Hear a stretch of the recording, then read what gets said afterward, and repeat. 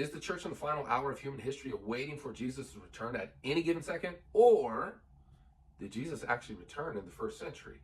If you're watching this video, chances are you are a futurist that believes that Jesus is still going to return in our future. Now, while this view is very popular and widely held among Christians, the fact is this idea is not scriptural. That Jesus made it emphatically clear to his apostles within the first century that he was going to return within their lifetime. Now, here are just a couple of passages for you to chew on. Matthew chapter 10, verse 23, Jesus made it emphatically clear that his second coming would take place before they had finished evangelizing all the towns of Israel. A second verse is in Matthew chapter 16, verses 26 through 28, where Jesus made it explicitly clear to his apostles their standing that some of them would not taste death until they seen the Son of Man come on the clouds with great glory and power.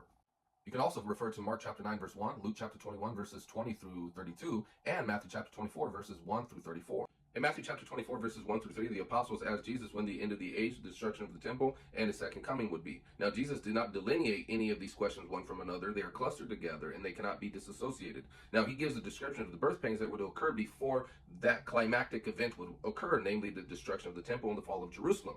Now, in verse 34, Jesus tells us that all those things, and among all the things, Jesus includes his second coming, would occur before the passing of that generation.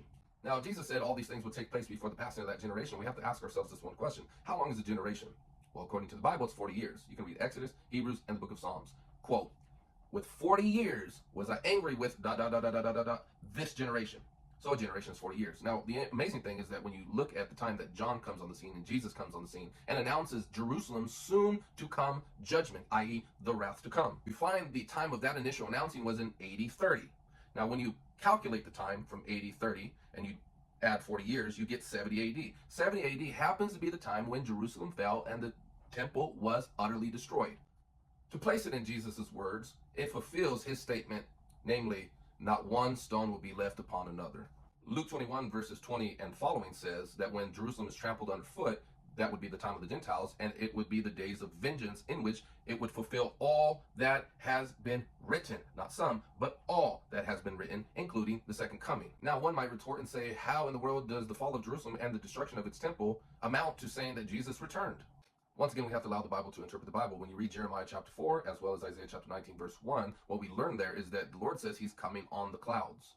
Now, this is the Old Testament. This had nothing to do with the second coming. And in each and every one of those contexts, what it was referring to is that God was sending an invading army to besiege his people. It was precisely this invasion, this ransacking, this besieging, this judgment that is described as, quote, the Lord coming on the clouds. Now, this makes sense in Matthew chapter 21, verse 1 through 3, when the apostles asked Jesus when the destruction of the temple would be and his coming.